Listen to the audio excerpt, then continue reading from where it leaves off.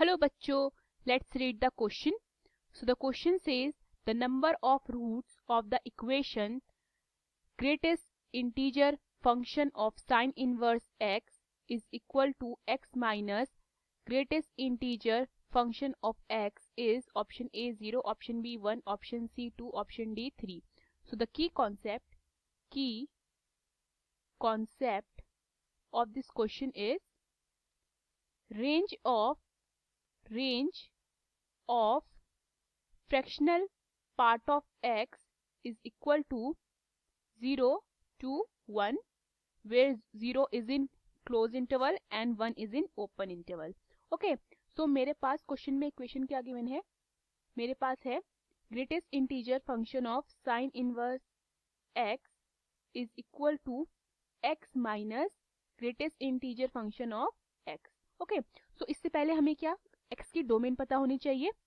So we know that x belongs to -1 to 1. Okay that means जो हमारा sign inverse x है वो किस में बिलोंग करता है, sine inverse x belongs to -π/2 to π/2. Okay π/2 1 होता है क्योंकि फाइन. देन हमें पता है जो पाई है हमारा, पाई की जो वैल्यू होती है वो होती है हमारी अप्रॉक्स 3.14. ओके सो अगर मैं π/2 निकालती हूँ तो मेरा π/2 कितना निकलेगा, मेरा π/2 निकलेगा अप्रॉक्स 3.14 अपॉन 2, दैट इज ये निकलेगा मेरा अप्रॉक्स 1.57. क्लियर.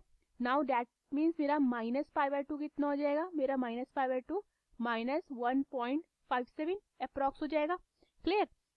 नाउ जो मेरा greatest integer function of x हुआ वो कितना हुआ, वो होता है मेरा greatest integer function of -1.57 which is equal to -2, and again greatest integer function of x अगर मैं पॉजिटिव ले लेती हूँ 1.57 तो ये किसके इक्वल हो जाएगा, ये हो जाएगा equal to 1. Okay so range of sine inverse हमारी x क्या आती है, therefore range of greatest integer function of sine inverse x, range of greatest integer function of sine inverse x क्या आती है हमारी -2, -1, 0, 1.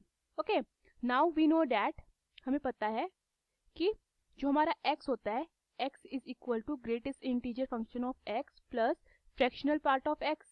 ओके तो यहाँ से मेरा fractional part of x is equal to x minus greatest integer function of x आ सकता है.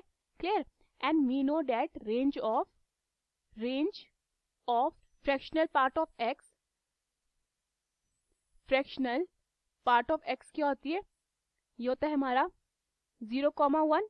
ओके सो अगर मैं range of greatest integer function of sine inverse x को देखती हूँ and range of fractional part of x को देखती हूँ, मुझे एक ही एलिमेंट यहाँ पे क्या दिख रहा है, कॉमन दिख रहा है, जो कि इनको क्या कर सकता है, हमारी जो इक्वेशन है उसको क्या कर सकता है, सेटिस्फाई कर सकता है. दैट इज वो क्या है, 0. ठीक है 0 एक ऐसा एलिमेंट है जो हमारी इक्वेशन को कर सकता है, सेटिस्फाई कर सकता है, कॉमन आ रहा है.